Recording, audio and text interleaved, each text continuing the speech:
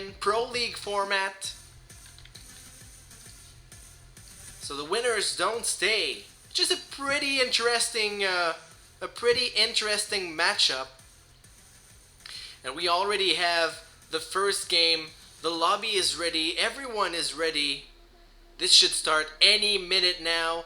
Guys, please remember that to follow the rules of the league, I have a 2-minute delay on, so I'm not going to be able to catch everything you guys drop in the chat. But I'll be happy to read your comments and your trolling, if trolling there is. In between the games for sure.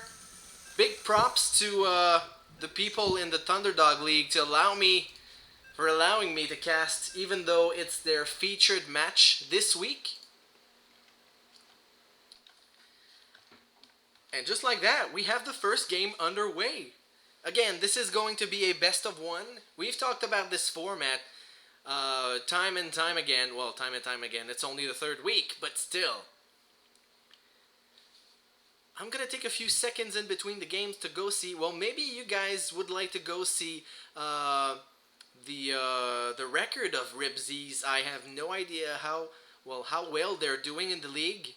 Of course, there were only 2 matches played, so it's not really... It's like judging a player who has only played 2 matches, but nonetheless, it's a good idea. It gives us a good idea. As we are jumping into this first match.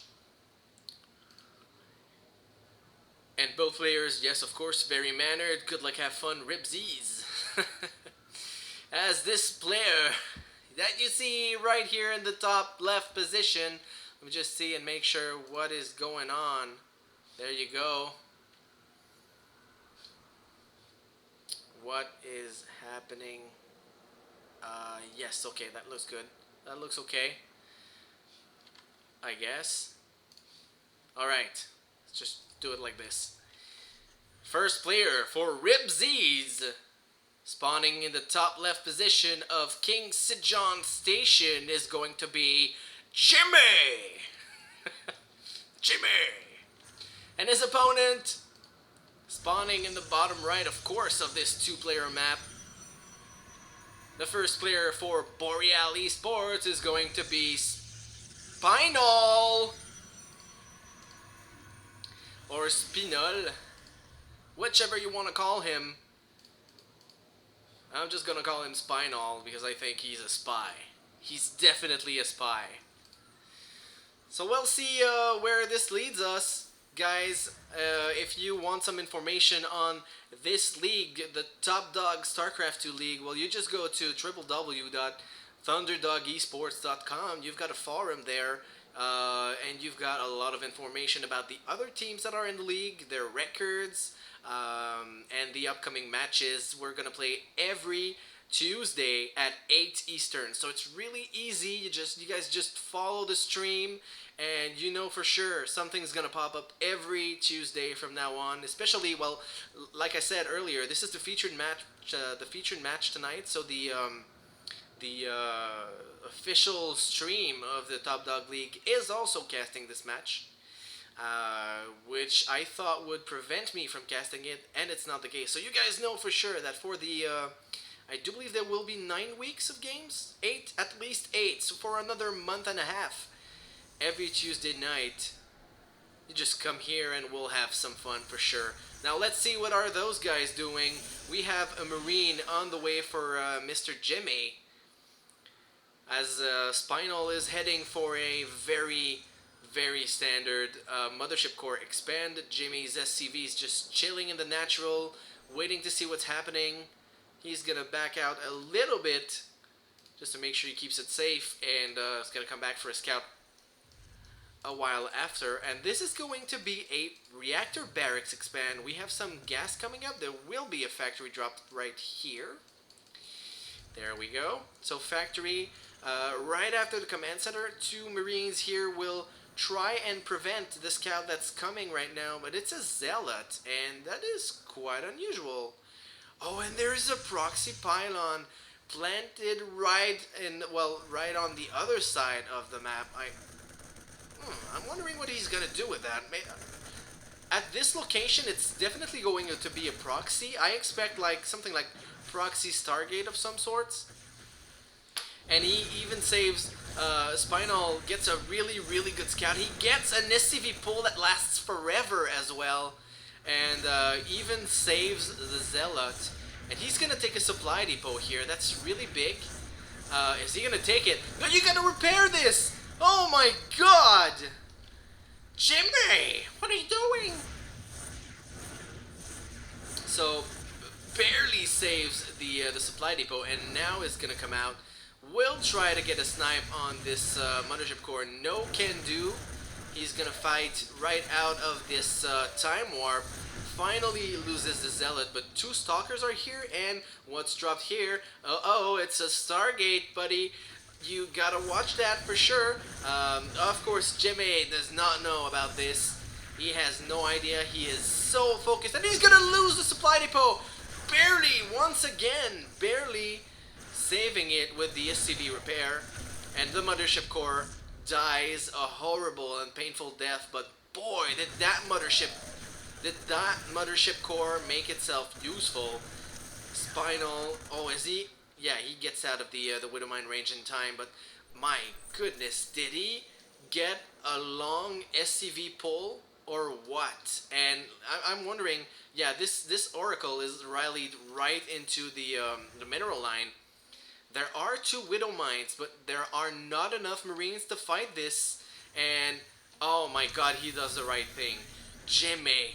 And he's gonna get the Oracle for sure. Wow, that is such a snipe.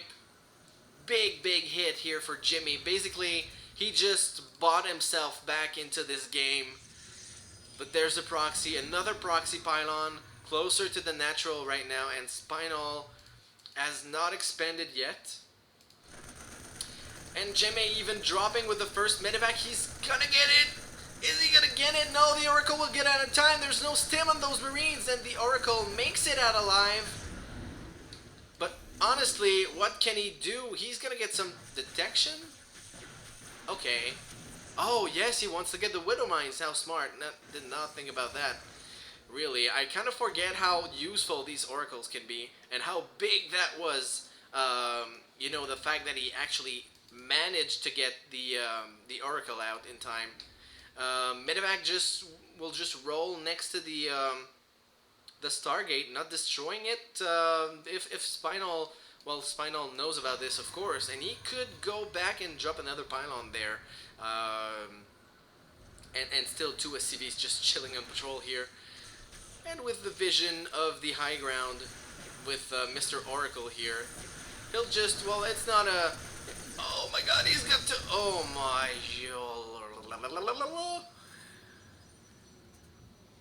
that is quite unfortunate for Spinal. Well, now he has to, does he have to back away? No, he's gonna stay there.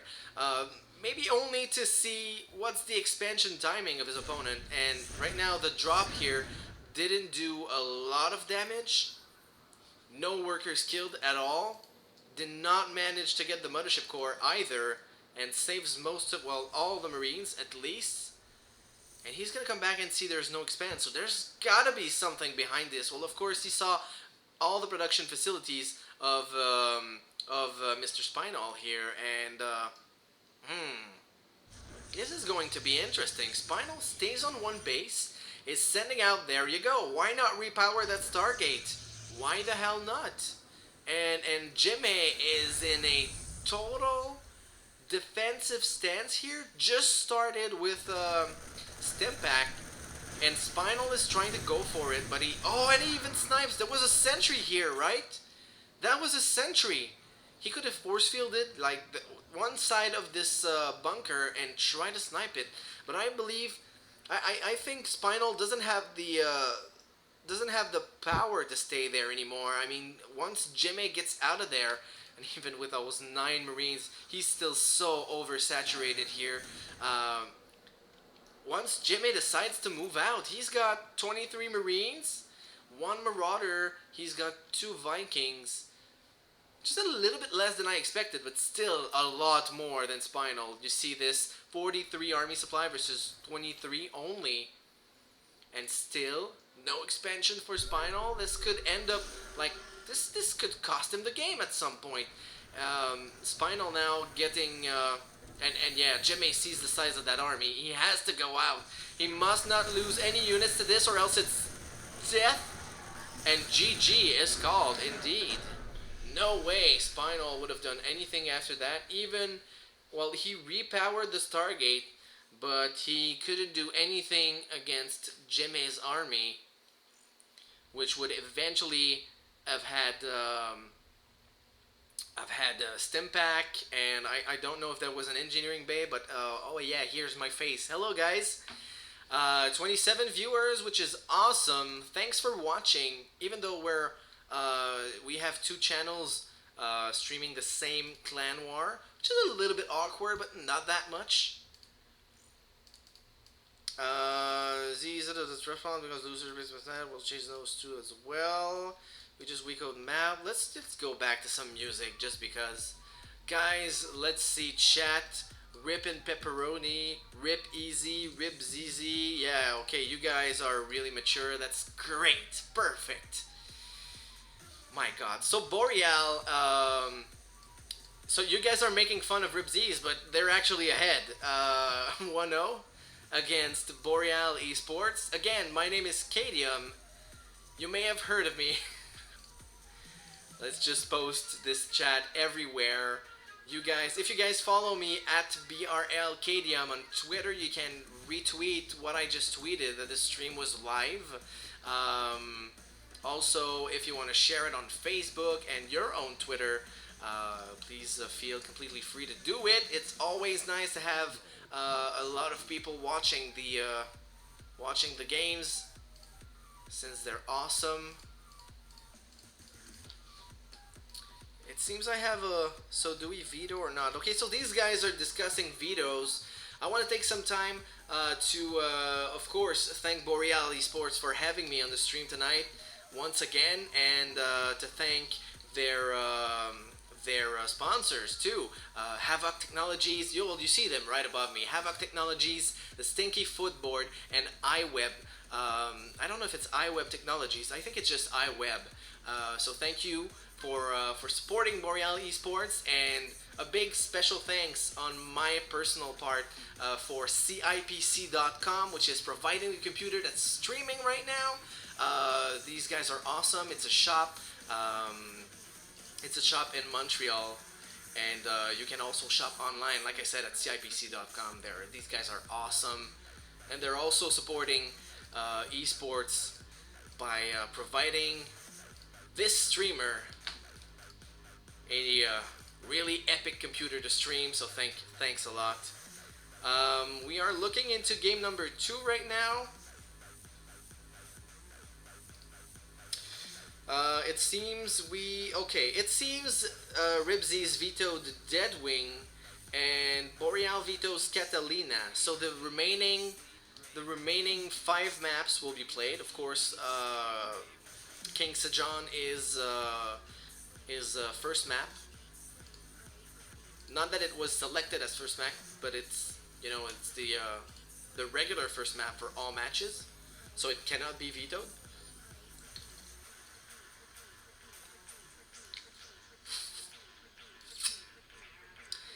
So now, of course,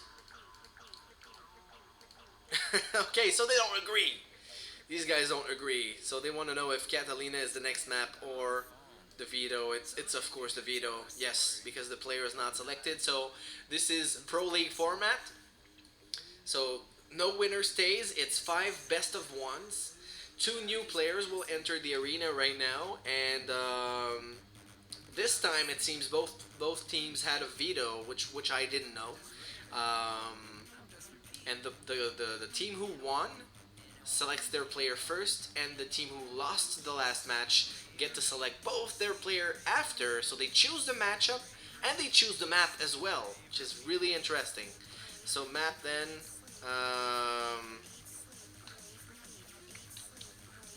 I'll let these guys figure it out. Usually Rip Zeez would have to announce their player first. This music is a little bit annoying. Eat, sleep, rave, repeat. I don't think you guys hear it that much, but it's annoying for me. It's just to have a little sound in the back. We're playing Pluto 1-0, probably all they get.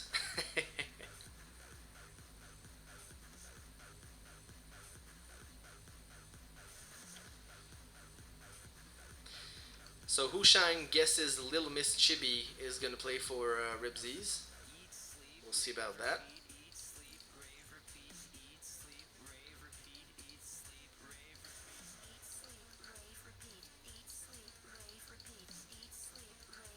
Okay, so it seems we had it all wrong. I'm sorry, guys. So we have a.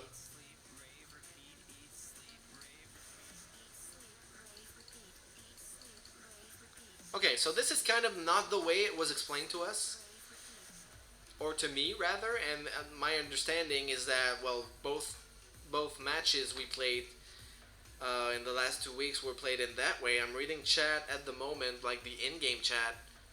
Pretty sure it's okay. So it's map first. So loser announces map, then winner announces player, then losers counter picks player.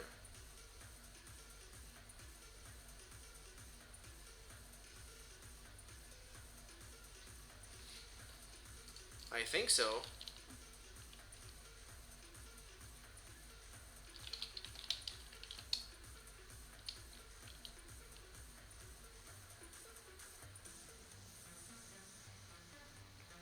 Okay.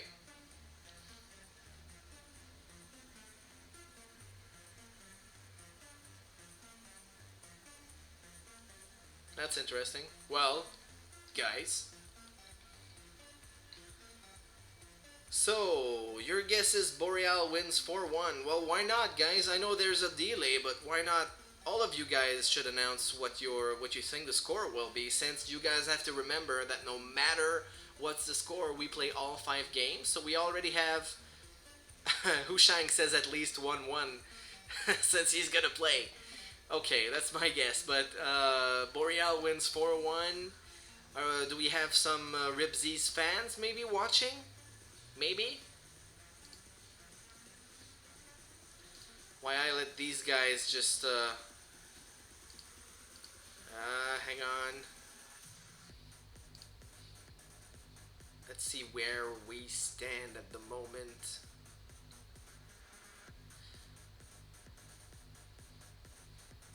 I'm a competitive guy, so I'm watching what the other stream has. I'm pretty happy we still beat Team Gravity. Yes. Good. Let's keep it up, guys. Keep sharing that stream. Everyone from Boreal should be watching this stream. And of course, well, you know, we have 30 viewers. We're in the, well, let's say the top 20 StarCraft 2 streams. And we announced the Thunderdog League. So it's pretty obvious there's an interesting match here. So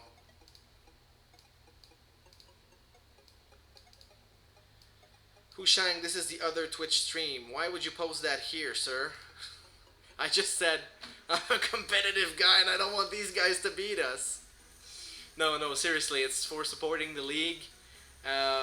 It's the mainstream of Thunderdog. Yes, indeed. But we're having fun here. You, you stay here.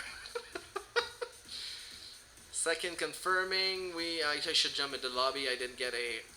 Oh my God, Hu Shang is on your team.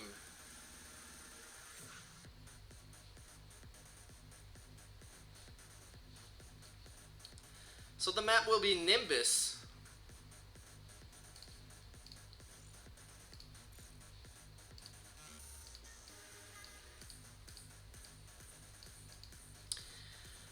Jouge will be the player for Rip Zeez, and Boreal will send out Alex. Alex, c'est moi. Nice. So we're gonna have a TVZ, boys. Nimbus is the map. Alex just needs a few seconds. All the casters are here, and both team admins are here, and everyone is in here. My goodness, these guys are three. Are they try casting this? Wow. And Alex says, "Let me remember how to play this game."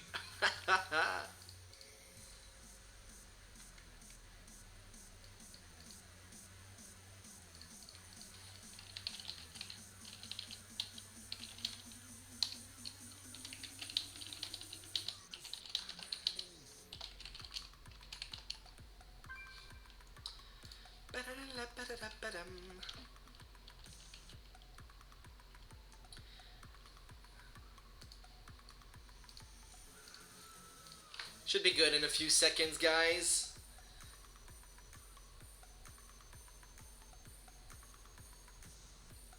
Guess I'll take a few seconds. I guess I have time. Jouge is ready. We're just waiting on Alex. If you guys, just saying, if you enjoy the stream, and if you enjoy my casting, you can follow me on twitch.tv/KDM Live. That's weird. Hushang burning all of my punches.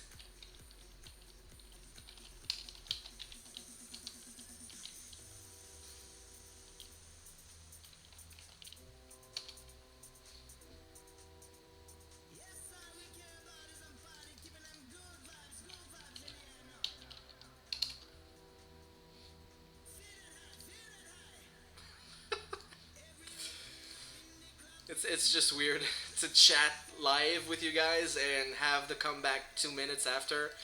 Doesn't matter. Stop the music. Eugene, stop the track. We've got a game. A TVZ of epic proportions.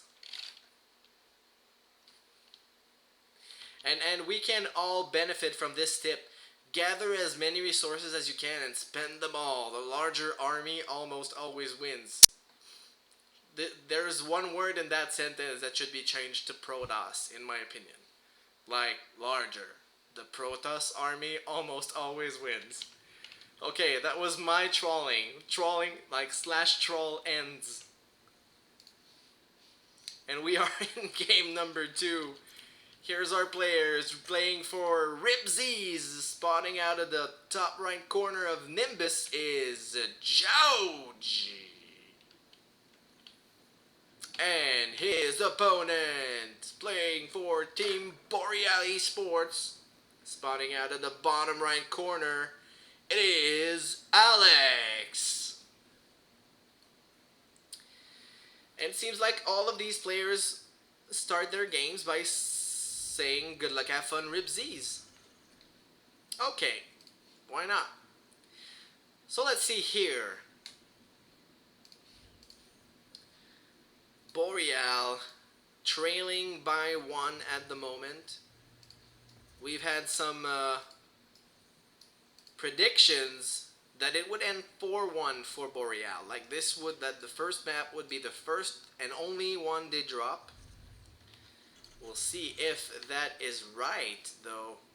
Let's see if I got more. Let's see if I got other predictions, though. Wasn't Alex Simois a pro gamer once? You've seen his name before. Yes, he played. Wow, it's been a while, though. Earlier in. When he was in. Oh my god, what was the name of that team? You guys remember Atero? He was his teammate, and they both went to. I should ask him exactly what it was, but it was an MLG open bracket, and he made round 7 of the in the loser bracket, and he dropped against a pro gamer, which eventually made the groups. So yeah, you've probably seen his name before. And after that, he was on Team Killing Spree for almost a year and a half, 2 years.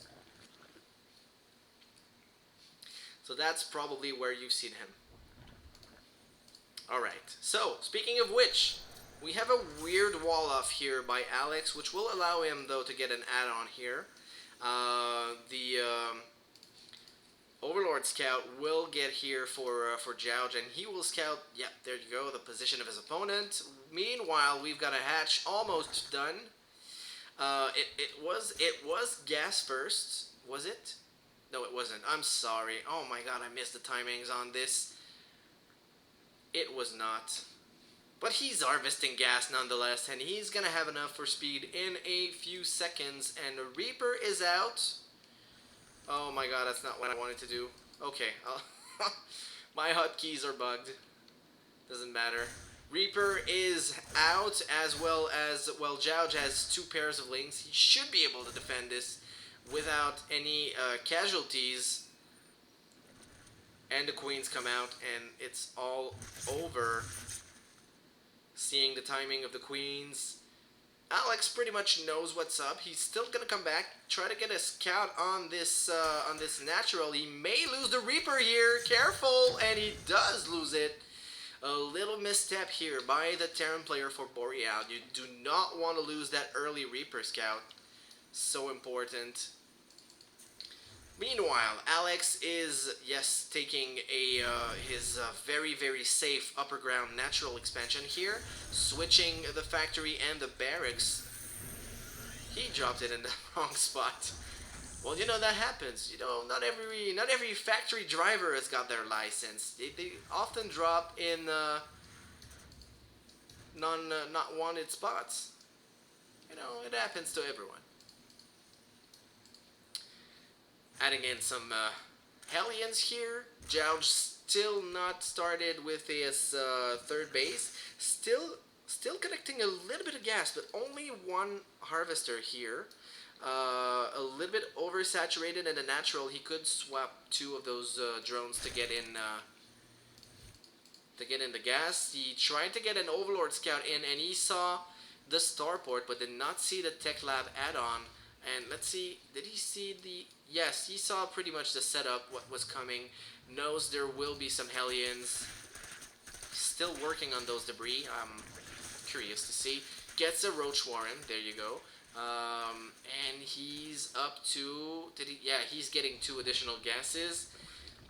And this could end up, you know, getting into a timing... A Roach, maybe a Roach +1 timing? When he gets this lair, there you go. Maybe, just maybe. Meanwhile, we have a Tech Lab that's been added on, and that's something that Jouge did not see, and this may cause a surprise. Cloak is being researched as well. Meanwhile, we have this third almost finished. Queen is sufficient to hold this little ramp, which is quite nice for a Zerg player, actually. Easy getting, yeah, without a 4th gas at this point, it's pretty much, yeah, he's got +1 on the way.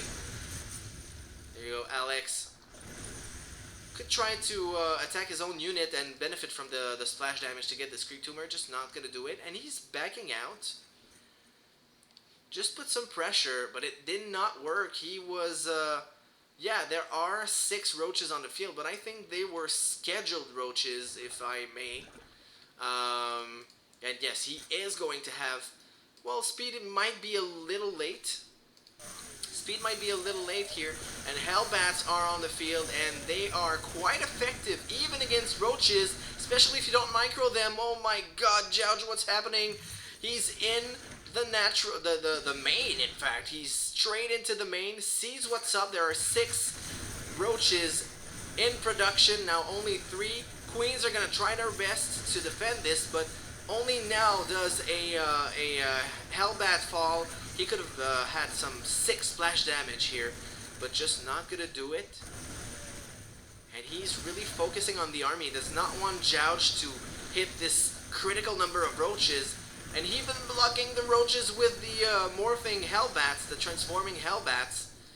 Gonna move out now to the natural. There's a Spine Crawler up, as well as a Spore Crawler. He gets an immense amount of damage, but not really gonna make damage. No workers were killed in that aggression, and now there are sufficient a sufficient amount of roaches, I think, to deal with this. This Banshee is going ham on those units, though. Not quite going to be able to do it. Some units are not even attacking at this point. Does he have enough to get rid of this? Reinforcements are coming in. The second Banshee, is this going to be enough? Yeah, well, each base now has a Spore Crawler, so no more economic damage to expect. He's adding in a third Banshee, Alex is. And +1 attack for the Zerglings is being researched, as well as a Spire now on the way, which is not known of by Alex. And, you know, in the end, 2 workers killed. He lost quite a lot of units, though, and let's see right away. Resources lost 3.6k versus 2.5k. We have a Zerg that's on a very low Harvester count because of that attack. So this counterattack has to do something big, which it won't. We know it won't because there's a wall of Hellbats here, and 3 Banshees about to go ham on all of Jouge's unit. And you know, even when this Spire will complete, he's not gonna have that much gas to invest into mutas. As you can see, he's just now saturating gases 5 and 6. Not quite what you want to do. He's gonna be able to pump out maybe 6 for sure, but maybe 7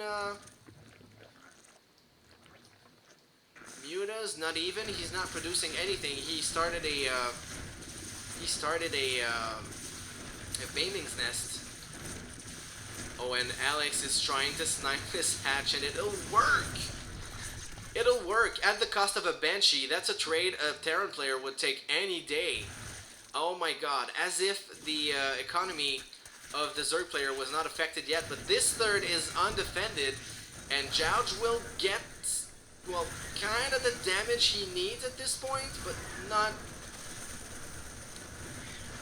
exactly all he needs. He doesn't have +1 Carapace, which would help greatly against those Marines. Some Zerglings were burrowed here. The Banshees will take care of a few of those roaches.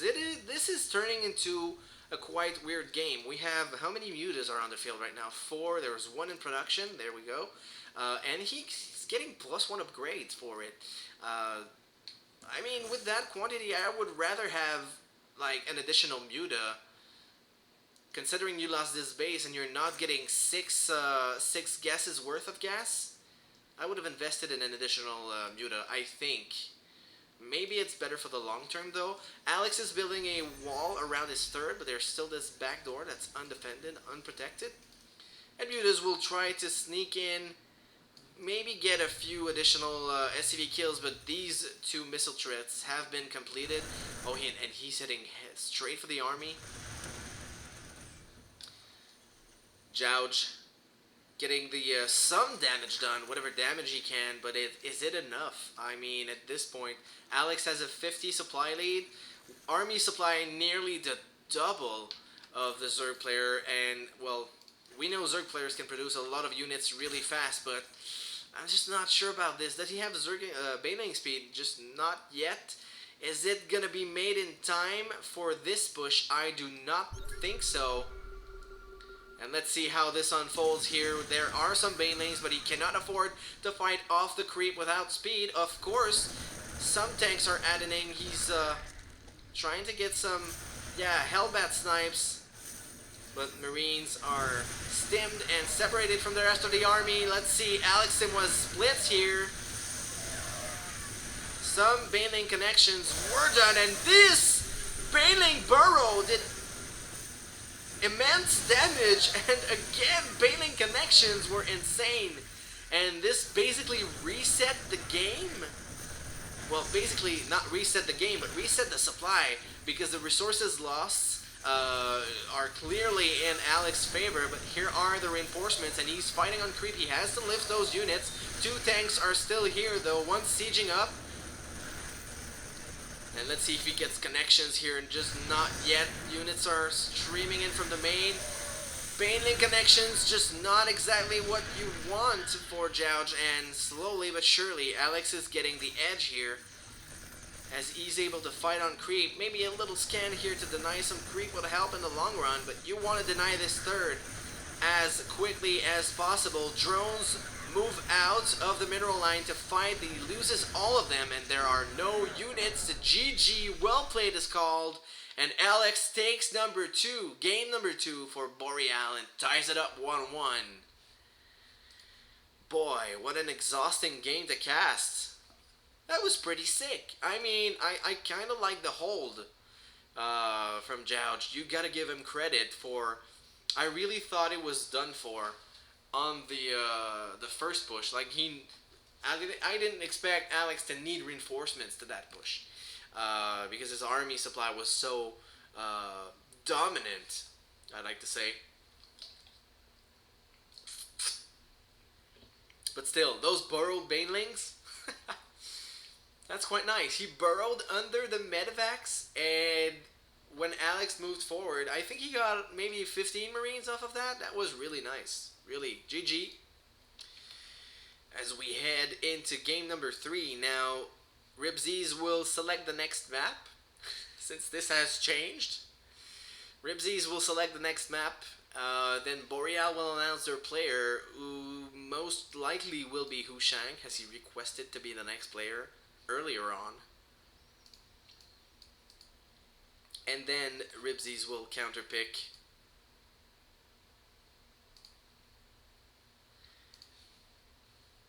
Guys, I hope you're enjoying this stream. If you do, please leave a follow. It's always nice. The team appreciates because there's not only StarCraft 2 stuff on this channel, but we have also a CSGO team.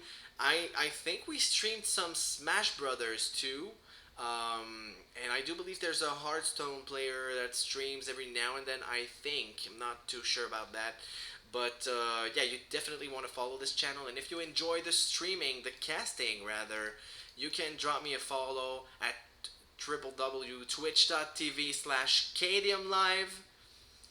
Trying to stream every night. This weekend I just couldn't stream. I was not even home. I was out with my kids. We went to La Ronde, which is a theme park in Montreal.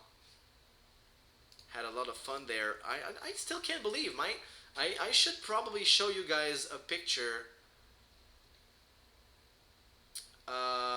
Let's see. Hang on.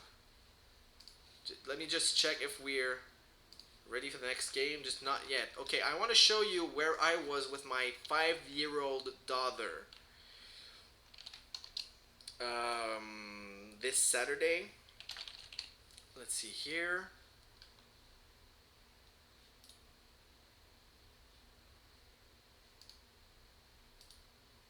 Copy image URL. Let's see if that works. Okay. Now, in 2 minutes, I will drop this in chat. Yeah. I don't even know what this ride is called, but I know for sure that I never did it before. I was sitting in one of these chairs with my daughter. I'm trying to see which one. I can't even see. This is freaking high. This is almost as high as the Jacques Cartier Bridge. Almost as high. For you guys who know La Ronde, it's at least as high as the catapult and the orbit. And the only thing that's holding you is a little plastic bar and chains, like 100 feet in the air. It's insane. I was shitting my pants, literally. And my 5-year-old daughter, she had fun. She was holding my hand very, very firmly, though. But we had a lot of fun. Yeah, we did. So, if you guys ever drop by in the Montreal area, you want to visit this theme park for sure. As we will jump in the lobby. Let me just time myself with this. Okay. Just making sure I don't miss the 2-minute mark. It's really hard to It's some kind of micromanagement of the stream chat. Like, so you guys just saw the GG well played. Let's see. Can I drop this? I hope it'll allow me to.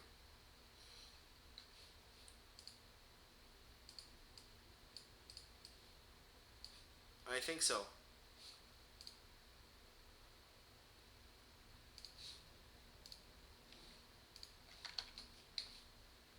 Yes. Okay.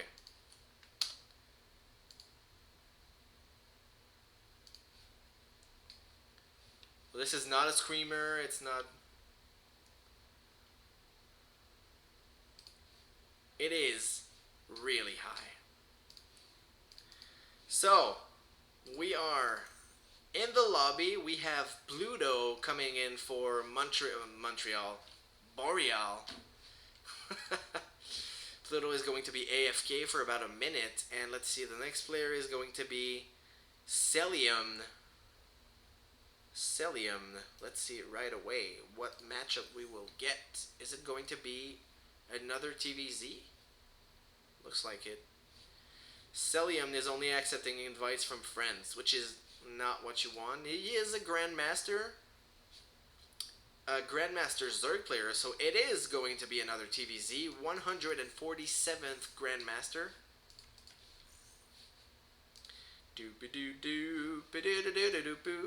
And Pluto, where is he standing? I think he was getting close to top 50. I think he is. No, 61st. Still, 61st Grandmaster. Around, let's see. Oh my god, Mike Ross is 76th? I didn't. Wow. Such an improvement. Good job, man. Wow, I'm just speechless. I didn't know. Alex Simon ex Bonjour. I'm surprised I don't get any comments on that picture, though. You guys are able to see it, or is it even working? It worked for me. Anyway, whatever happens, we've got game number 3 starting in a few seconds. It is going to be a TVZ. Let's see who is going to take the league, the lead. Rather, you guys are watching the Top Dog StarCraft 2 League organized by Thunderdog eSports. And here we go. Spawning in the top right position of Overgrowth, we have Rip Zeez, third player, Mr. Celium. And his opponent, playing out of the bottom left corner for Boreal eSports, we have Pluto. And I thought I called the TVZ. Well, little did I know that Pluto was actually a Zerg player. I didn't remember. Sorry about that, guys. Let me just rehydrate myself while this is... Because as with all ZVZs, I expect a lot of action early on. So I want to make sure I'm correctly hydrated to be able to follow our players. Alright. So let's see here. No early pool. Doesn't seem like we'll get a gas first. Both players seem to, well, they're going to go pretty safe, I guess. Pretty safe and standard. There is one drone headed for the natural on Pluto's end. And here we go. This is pool first for Celium. Let's see if he's going to add on a gas after that. You see him droning still. And the pool will, oh, it is going to be gas. Interesting. So this was 15 hatch, 14 pool. 15 hatch, 15 gas, rather. Why did I say 14 pool? I don't know. I'm sorry, guys. So, Celium is going for the, I'm going to say much safer but slightly less macro-esque opener, which involves a spawning pool first and then the hatchery, which as you can see is going to be quite late, about 30 to 35 seconds late on Pluto's. But same goes for the spawning pool and the queen, which is going to be completed once Pluto's pool will be, which kind of evens up in the end, you know. I know I talk about this pretty much every week whenever we get the chance to see a ZVZ, but too few players know that this kind of evens up in the end. It's just a little bit safer for the player who opens up pool first in case there is a cheese. So here we go. Pluto started the speed while Celium is just now starting to harvest some gas. He's got 60 in the bank. Oh, and that's interesting. So Celium will see what's up here.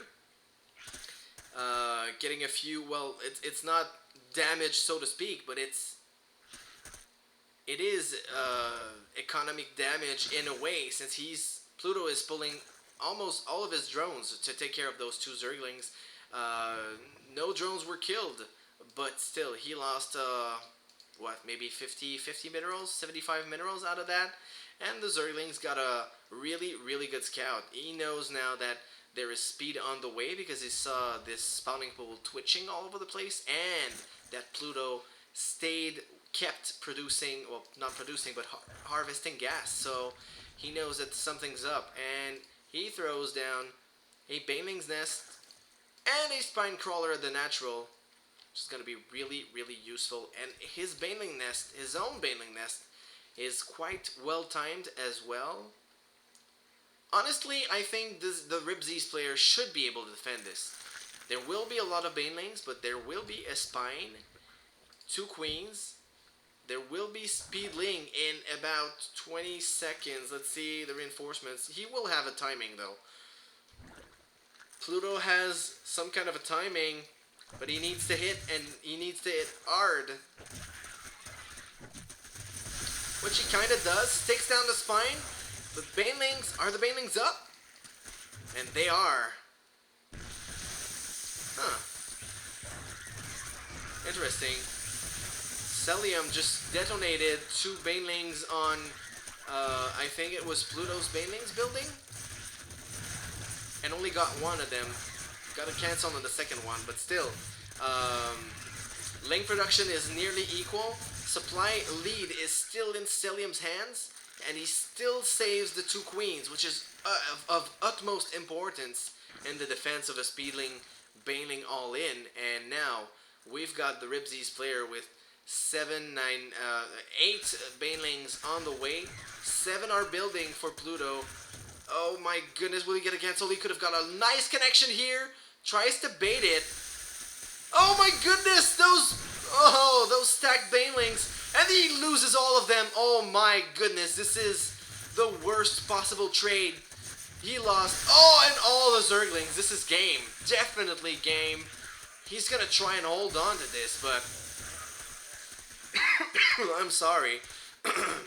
You don't want to lose 7 or 8 Zerglings to a single Baneling.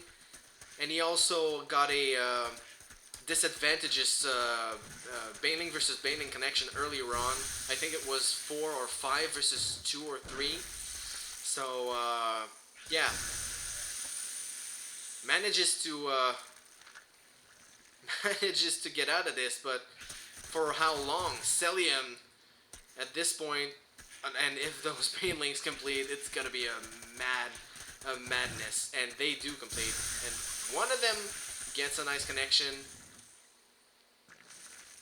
But it's a matter of time. Some Banelings are back on here. Doesn't try to go for the trade versus the Banelings. Oh, gets a nice connection though here. Celium. And Queens. This Queen is pretty well positioned. Gonna get a few Zergling kills, but eventually, I mean, Pluto chooses to keep producing Zerglings, but he could very well transition here and start droning up. If he sets up a nice wall, he could resist the follow-up all-in from Celium. And now 4 additional Banelings are morphing in the main of Pluto, and Zerglings are cut off. He should have remained on that ramp. Still gonna get a few connections here. Oh my goodness, and all the Zerglings fall. We're talking about 41 supply to 13, and GG is called. It was a matter of time.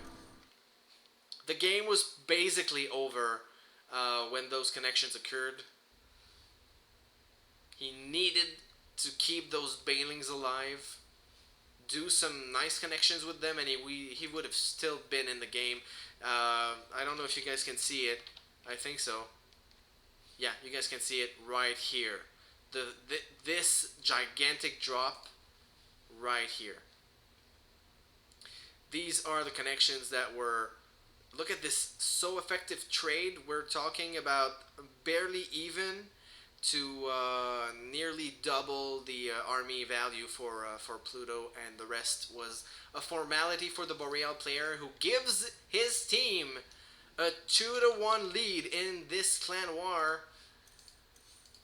Whew. ZVZs are so intense to cast. They're always so interesting though, especially Ling Baneling versus Ling Baneling.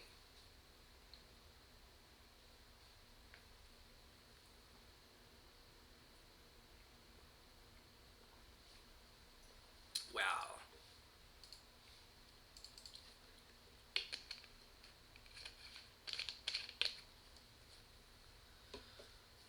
Yeah, he was a pro gamer. You're still talking about Alex, I think.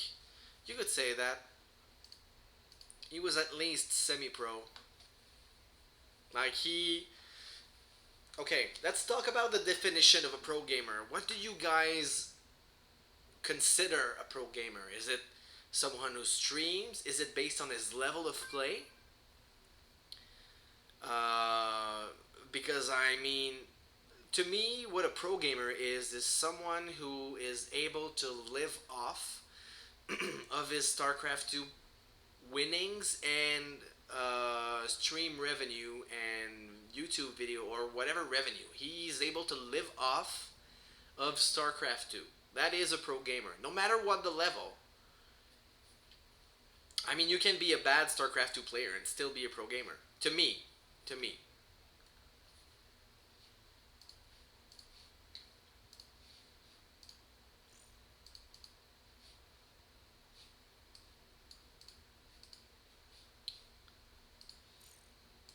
But that is just my opinion.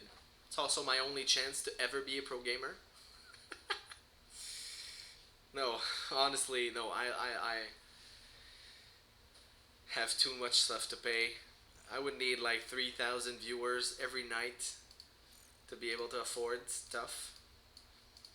Foxtrot is going to be our next map.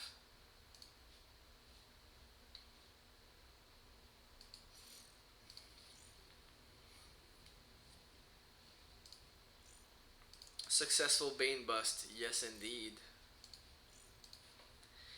Foxtrot is the next map, so Boreal will now announce its next player. Let's see. So we have Micross here. Who's well, there's Hu Shang as well, who still hasn't played. I guess it's gonna be in between the two.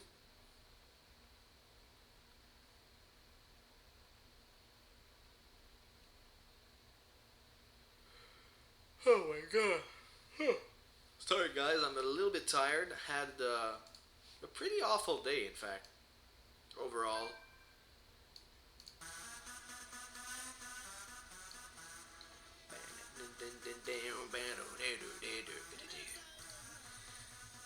So, oh yeah, Tiki 3, Boreal 4-1, Rip Zeez incoming.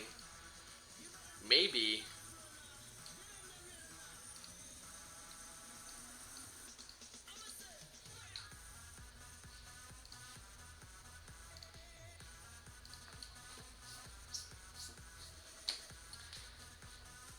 So So still deciding. Oh, there's a lobby open. Let's jump in it. Because we can.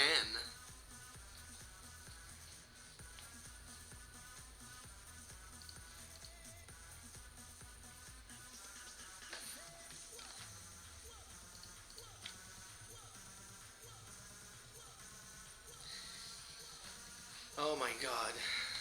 How many zealots does it take to change a light bulb? I don't know.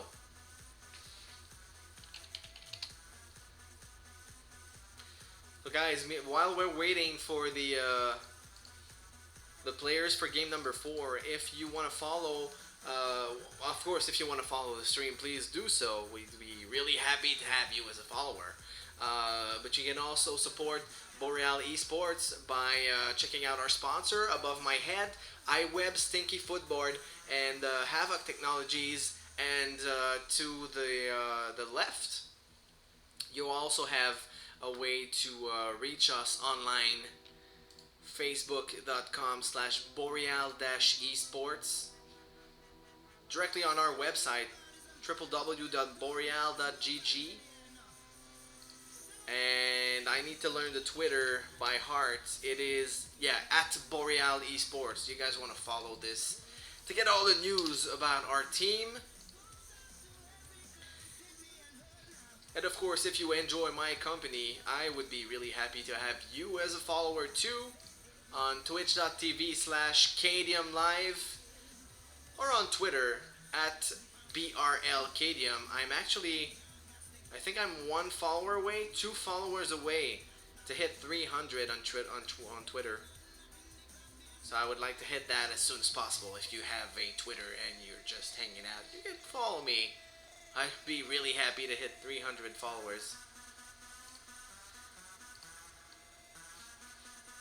Oh my god, did I just get an invite to play Candy Crush Saga again? Like, what is it gonna take? Am I gonna have to nuke this game for it to stop? I think I blocked it like 100 times.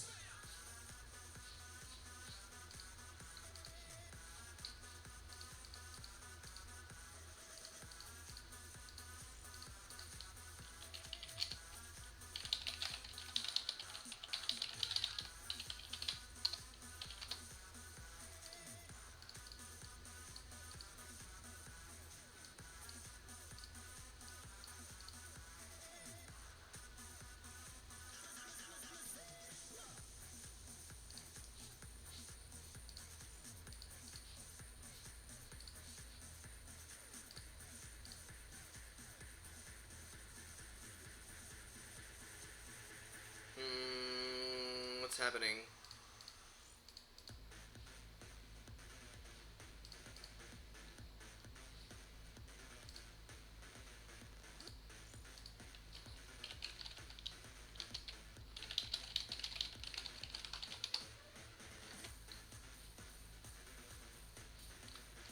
I think I was,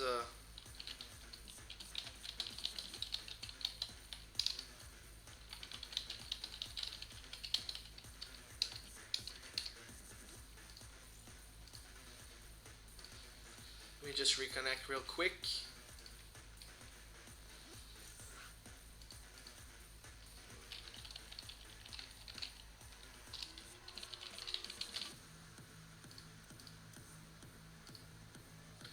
Really? He needs my... Oh my god. Are you kidding me? Am I really having to get out to my phone and... Oh my god. Battle.net is failing on me, dudes. I can't believe this. Yeah, you better connect. Holy crap.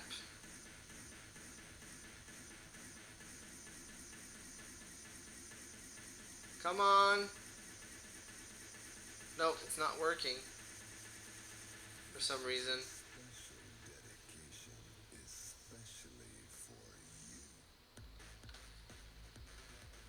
Oh my god, come on.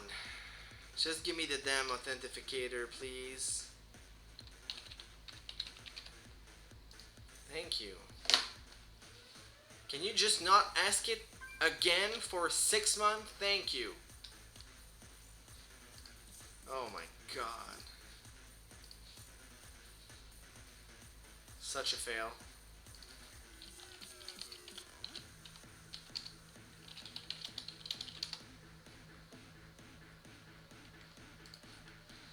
Okay, so we have everyone.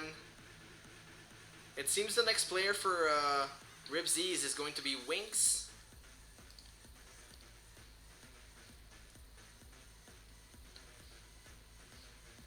9 times master player, so a pretty experienced guy. A Terran.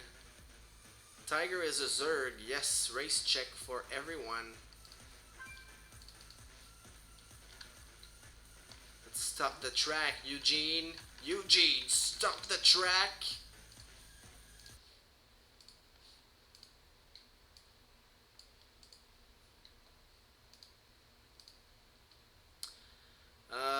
It is. Yes, it's a best of 5. Highest score wins. But basically, it's not about the win, it's about the points. So every single match is important. Every single match is important. So a 5-0 is worth obviously more than a 3-2. So really, every single match has to be won. It's really important because that, from my understanding, is that it determines who makes it to the playoffs, and not the number of wins. It's really the number of points. But maybe that has yet to be cleared out, and we'll see what happens. Maybe on another day, we'll know more about this. Because for now, we are in game number 4, and we have a spawning in the bottom right corner, Mr. Winks from Rip Zeez. And on the in the top left corner, we have Mr. Tiger from Boreal eSports. And we have yet another TVZ to show you.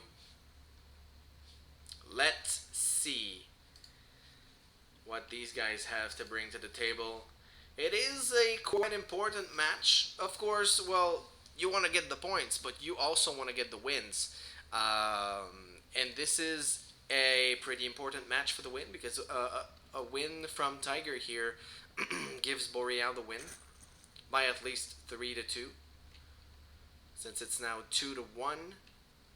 And we will play all 5 matches no matter what happens. This is Pro League format. These players, well, you'll see them only for this single best of 1.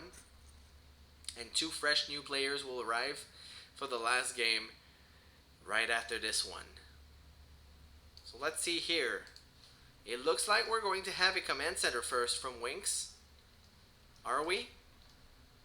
And it is going to be dropped on the low ground. That's really, really interesting. Just getting rid of this cleaning bot first. And it actually makes a perfect timing with his command center money. Why not? Okay, so command center dropped directly on the low ground. That's ballsy. I like that. Really. And Tiger went for the hatch first, added a spawning pool right after. Oh, and Tiger doesn't know. Tiger doesn't know this is cross only. Oh, no matter what. Okay, so guys, if you get on this map, no matter what happens, if you spawn in a corner, your opponent is a cross, like spawning in the cross position. There is no way you can be vertical or horizontal spawn, and I think he just realized it, switching this Overlord. He still sent a drone scout. It's not like a panic drone scout, but still. Is he gonna be able to get this as CV or delay? No, he forced the second one off of the mineral line. So this is quite a win for Tiger. got a few hits off the SCV and gets, oh my god, and it's a long pull out too. Winx, I don't know if Winx knows about this. Finally splits up the SCV. Is gonna try to get the best out of this. The best scout probably brings one of the SCVs back. And this SCV will fall. Adventuring a little bit too far on the creep. Making a little detour that cost him like 15 health. Now this command center is over. Has it been scouted? Yes, it has, of course. But yes, that was a... I'm so silly. Has it been scouted? He was right there with a drone, you dumb... Oh my goodness. Okay, so let's see. Now, we have a Terran player that's on 2 guesses. Adding in a reactor on one of his 2 barracks and a factory that's almost halfway done. But we also have a Zerg player that's staying on 2 bases for a little while, droning a lot. 9 drones in production right now. Are we headed straight for... Did he get... Let's see, I'm wondering if he could go for lair first here. Yes, well, he was getting another queen, but... No, so it is going to be speed. It is going to be speed. He started a queen, and I thought he cancelled it because he wanted to start the lair, which is not the case. So Winx setting up a little bit of a wall here, starting to drop down the mules on this natural expand. Stopped SCV production for a little bit there. I'm not exactly sure why. Maybe just a misstep in macro. Researching and queued up also. Stimpack and concussive shells. 2 Hellions are on the field. Let's see what he's going to be able to do with them. There is a Roach Warren already completed. No lair still. Running on 2 gases. Doesn't seem to be an Evo chamber either, so I'm wondering what he's going to do with all that gas. 11 roaches is the answer. I just saw them in production. He's trying to get a timing here. And how fast are these roaches going to be seen? Already a little bit of a win for Winx, getting 2 of the 3 active creep spreading tumors here. One thing he doesn't know though is the presence of this gold base by Tiger that he just took. And 11 roaches are on the field. Let's see. Yes, pulling out SCVs should be an automatic reaction here, as many Zerglings and roaches are on the field. He is going to be able to get this bunker. No Zerglings are left to tank. There are quite a few units here, even SCVs fighting their way in there. And this Marauder will do wonders for Winx, as this push has been held. And has been held really well. There is 1,000 more casualties in resource for the Zerg player. And let's see, what's his follow-up? Now Winx will see, yes, he will catch the creep spread too, but he caught a glimpse of an egg here, so he has to know that there is an hatchery here, not just creep spread. Sees the drone transfer, he has to know now. And let's see, Hellbats are now on the field. Tiger, what do you have to defend? A lot of units in production, but is it going to be enough? You have to kite at least, well, I know he doesn't have speed, but Tiger at least is fighting on creep. Stem is complete, though reinforcements are here. The queen will fall right away. Zerglings are dead as soon as they get out of the eggs. He has to get rid of those Hellbats. Damage will be done. And, oh my god, so much damage. At least most of the drones are saved, but at what cost? A few units spawning and dying as they spawn for our Zerg player from Boreal here. One of the Marauders fall. Oh my god. all of the units here. He has such a nice I want to say equilibrium. It's a balance of units. Exactly what he needs to get rid of what Tiger has. The last Marauder falls, and he will be able to get out of this. Sees all of the units moving out, coming back with those Hellions. Of course, this mineral line is so exposed. It's a no-brainer to go back there and do some damage. Prevent the mining at least for some time. Let me just do this real quick. Perfect. Good. So Tiger stabilizes. Still has 2 fully operating bases. Has not lost this hatchery, which is quite nice. Still on a pretty low drone count. 56 to 52. But there is no third base for the Terran player. And let's see. Oh, he's heading in 3 barracks in a pretty hidden spot that at which Tiger has an Overlord waiting. +1/+1 is on the way, as well as +1 armor for those oh so important Hellbats. And Winks, why not, will take his own gold. There you go. Will try to protect it with a few supply depots as a wall off. As both players have are kind of transitioning into a more macro-ish game, I like to say. There's a lot of production going on Wink's side though, and that is going to be interesting. If he attempts and successfully denies this gold, well, Boreal Tiger is going to be in a world of trouble, but let's see what happens first. And these units are pretty safe. There is no creep here. They can do whatever the hell they want, and he has to back out of this base as soon as possible. And here you go. The drones are coming. The drones are coming. He has to get out of there. Oh my goodness. Banelings and Banelings with speed on creep are really fast. He's gonna get all the connection he needs. And now, oh my god, only the the key units survive for Winks. Finally, the last Marauder will fall. Units are surrounded, and 1/1 Zerglings tank these Hellbats pretty well, I'd like to say, since they don't have +1 attack or Blue Flame for that matter. And again, Tiger holds and is able to stabilize without losing that many drones. It's pretty even on the worker skilled count for both players. Winks slightly ahead in supply, and that is not the case anymore, as both players are almost completely even now in army supply and worker supply.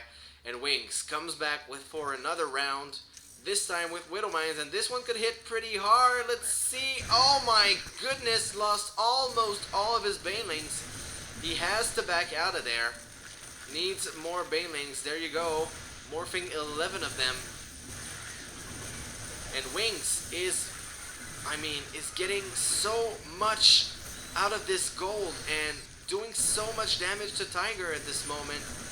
Not getting a lot of drone kills, but just preventing this third base to be mined is a lot. And now that there's a medevac on the field, oh my god, if he loses the Banelings, okay, he successfully defends this. But again, at what cost? And the units will just lift up and get out. As now we are talking about 16 workers killed. Winks has been on this gold recklessly. He has been mining like a maniac.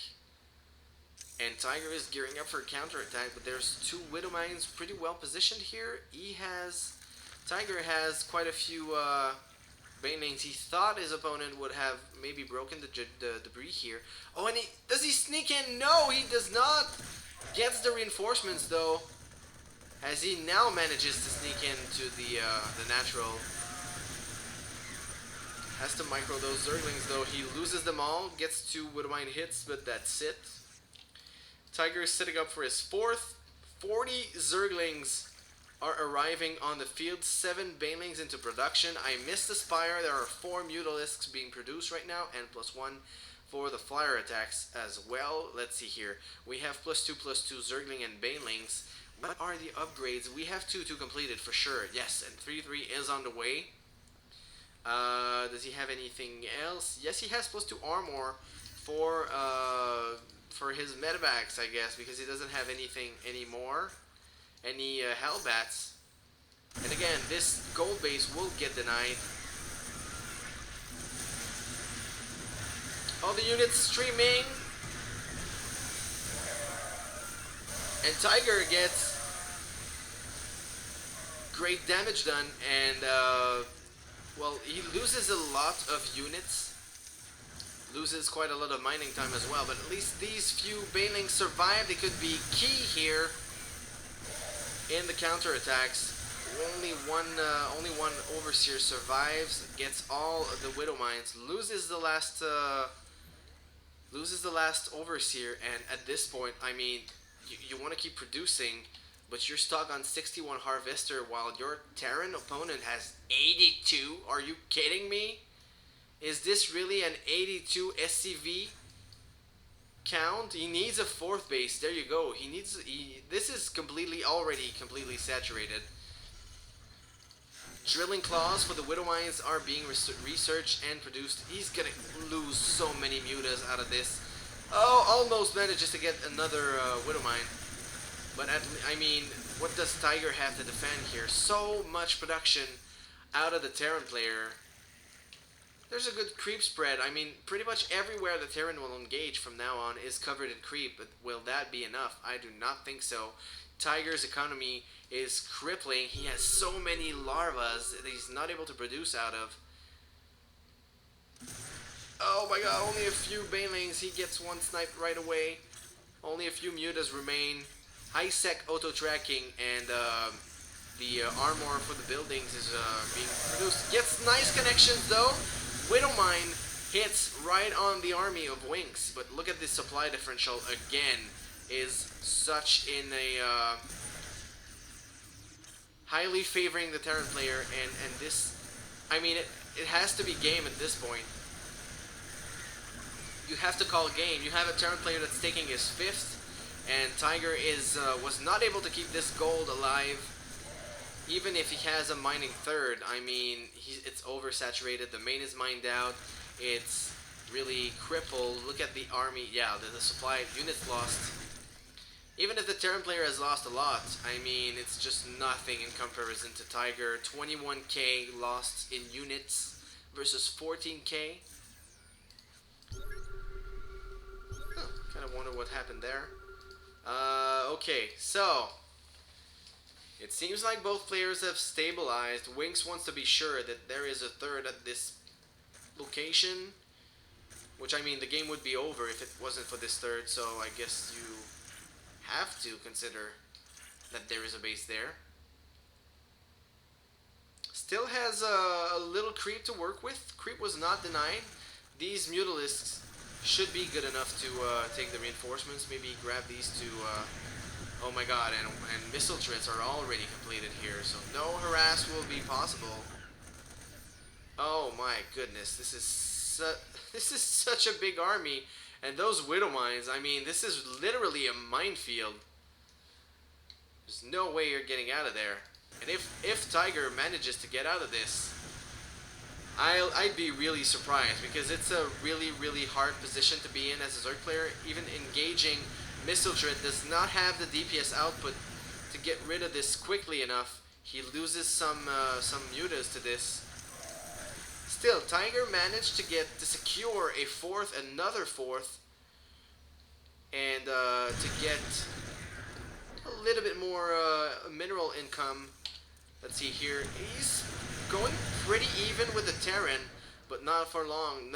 At least not if he keeps losing Mutalisks to. Oh my goodness, this is gonna be SCV kill fest here. But so many Harvesters. He doesn't really care. I mean, so much damage was done here by the Mutalist, but still, 78 Harvesters for Wings. That's all he needs. He would have even sacrificed most of this anyway. Oh my goodness. GG. Yeah, that's it. He got caught in the minefield. The minefield GG's the game. Oh, that's quite sad, in fact. That's quite. It is sad, but still so smart. Just to leave those Widow Mines in the middle, like in the regular attack path, where Zerglings and Banelings will obviously go through every time you A-click a location in the map. And he loses pretty much all of his army. And that was it. Tiger taps out, and it's 2-2. Nothing is done yet. We're going to have an ace match, and a very important one. And at this point, I think the player should be Hu Shang. There is no way I imagine another player taking game number 5 here. It is best of 5. Marines come to the bar and says, "Where's the counter?" Oh my god, that's such a good joke. Wow.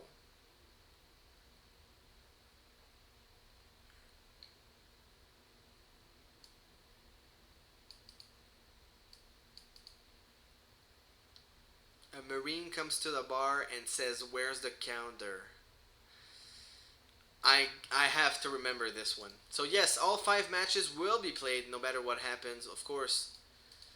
Merry-Go-Round is our last map, as the other 2 were vetoed by both teams. So Merry is the obvious last map. Now Rip Zeez will select their last player. Boreal will counterpick, and this will be it. This is going to be our last match for the night. I'm quite happy though. This went on a little bit further than last week's match, which was really quick. I think we had, was it 2 or 3 ZVZs? Real quick games. So, Z's selecting their players as I'm going to rehydrate myself right there. This is not Gatorade, by the way. It's just water with some flavor.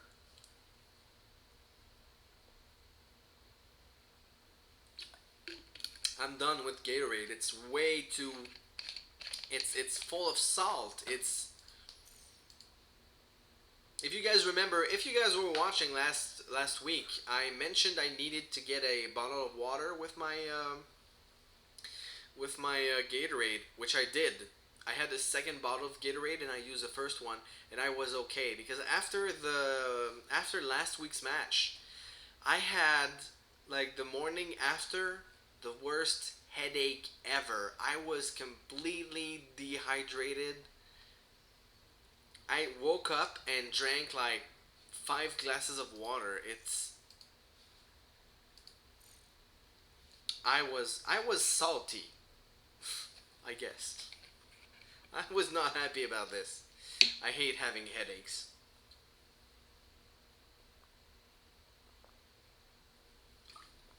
Alright. So we are in the lobby for game number 5.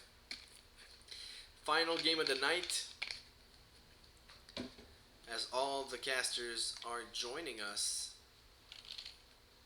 So let's refresh this here and see where we stand. Well, there's a lot of StarCraft 2 streams tonight. Nice, nice, nice. And I'm really happy. Well, there's over 100 viewers to this match right now.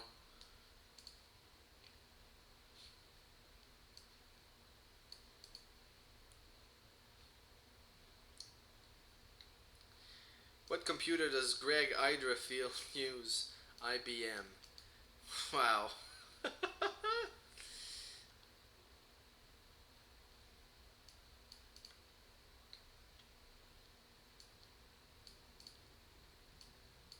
Widowmine be like, let us hit forever. Yes.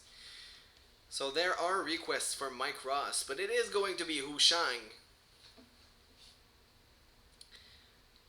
Hushang, the Protoss player,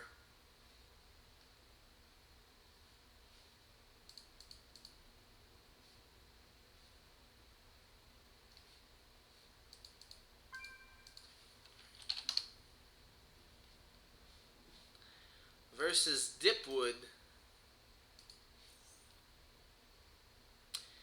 And what matchup are we gonna get? It is going to be a PvP. Dipwood only needs 1 second, and yeah, we'll be back in a few.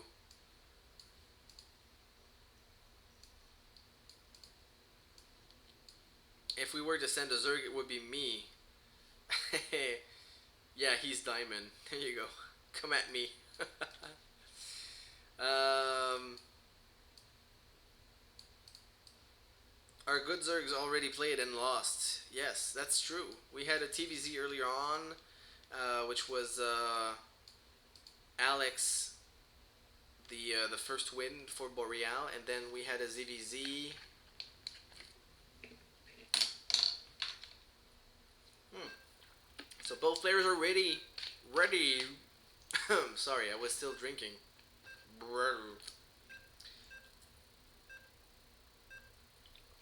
And we'll be heading in game number 5 of this clan war.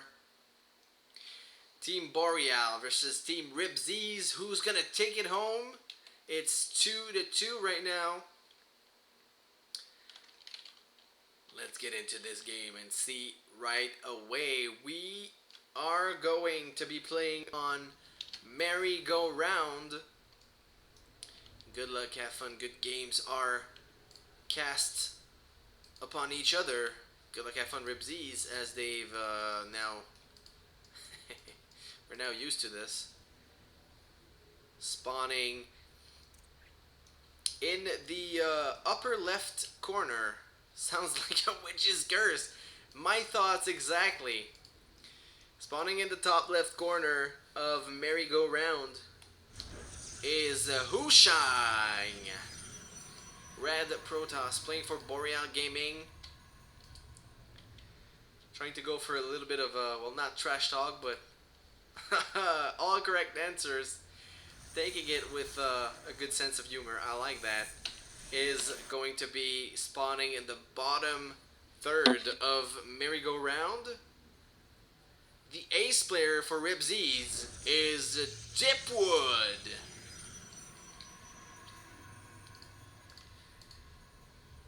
As we are going to witness a PvP for the ages. Dipwood going in for the, was it I think it was an 11 gateway. I think I saw correctly. 11 gateway, which means it's slightly ahead on the more standard timing from Hushang. Both they're getting gassed at the same time though. Let's see where that'll lead us. Second gas taken for both players. Again at the same time, pretty much. Interesting. Interesting. So this is, and both players will scout each other last. So yeah, this is going to be all focus on this hidden pylon for a while. So we'll take a few minutes to fall into place. See if we're going to have a macro PvP, or if one of the two players will decide that this is enough and they want to get this over with as soon as possible. Guys, by the way, in the chat, I'd like to stream after this. I'd like to stream 1v1 ladder on my channel. Could anyone tell me if ladder is still broken? Because it was yesterday. You could not play 1v1 on US server. Europe and Korea were not broken though. But still, I like to play on NA. I have much less lag on NA. So guys, please tell me if it's still broken. Thanks. KK, thanks. So Dipwood is scouting the whole base of Hushang, sees the number of pylons, sees the position of this slightly kind of hidden pylon as well. Hushang saw everything that has to be seen on Dipwood's side. Oh, a Twilight Council on both players. It would be so funny I think it only happened once that I had a PvP resulting in Dark Templar versus Dark Templar. It's funny as hell. It is really funny. But I don't think that'll be the case here. I think we're like both players are probably hitting for a blink build. I think. And we'll see right away as this Twilight Council finishes, and it's GG. And Hushang is going for Blink. Oh, this is going to be really, really intense as there is no Robo started just yet. He could add it on. No, he just spent all of his gas. And the proxy pylon is posted for Dipwood. Gonna have to be really careful. Hushang probably will attempt to move out on the map with the stalkers. Oh, even coming back of the mineral line, dropping another proxy pylon. So he's gonna have a backup pylon if this one fails, but he's gonna be morphing in the DTs really close from his opponent, and there is no way this Robo facility will be done in time for the DT Shrine that's ending in about 10 seconds now.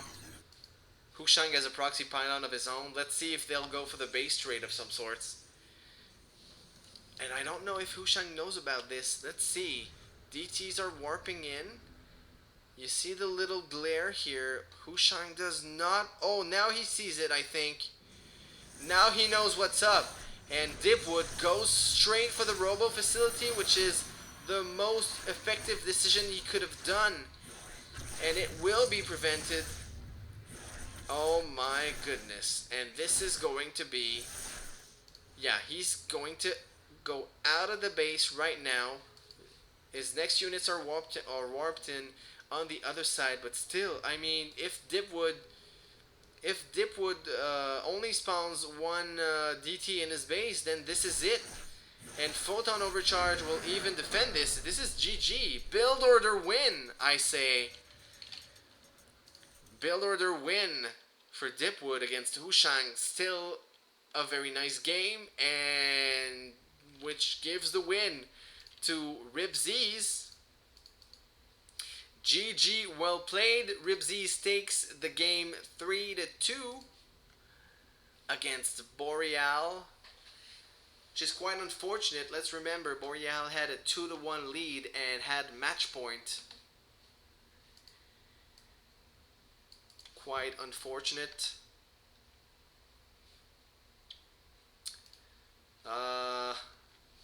Such is StarCraft. Sometimes you get the build order win, sometimes you get build order wind. I don't think that can be said.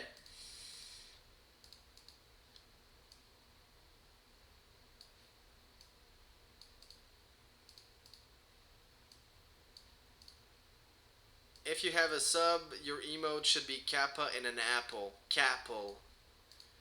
Oh my goodness.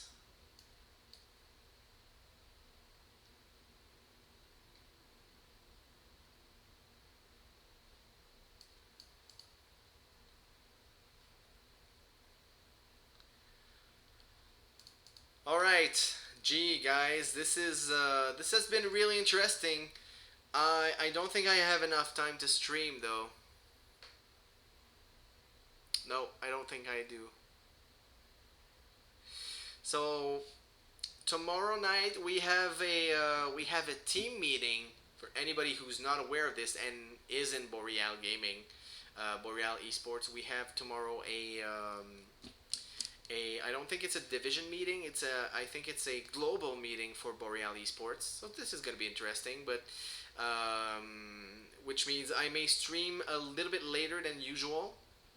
So maybe at 8:39 instead of 8. Gonna play a couple games, and I am not aware. Let's see quickly if we have a clan war coming up. Friendly clan war on October 2nd.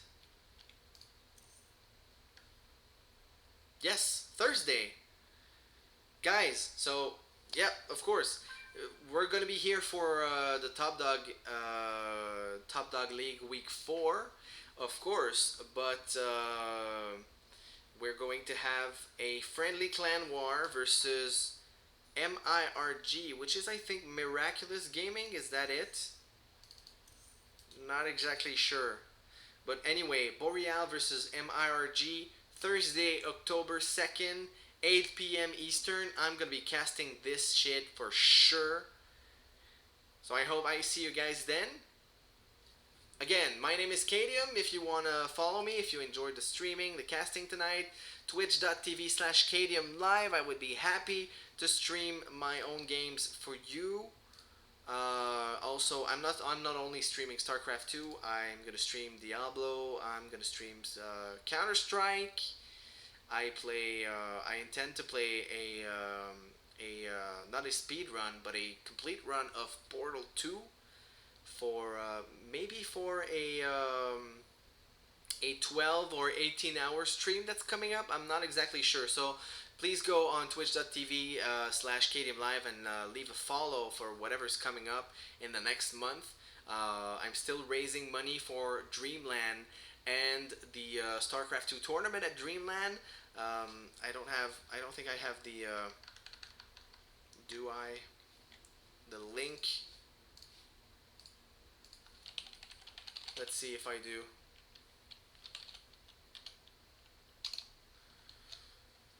I'm collecting money on my stream tip.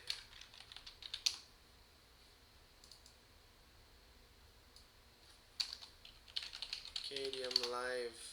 Is that it? No, that's not it.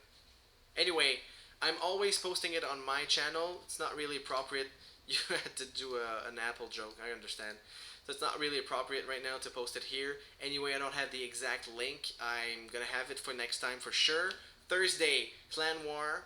Next Tuesday, Week 4 of the Top Dog League. Thanks for watching, guys. Thanks for being here. I hope you enjoyed it. And see you next time.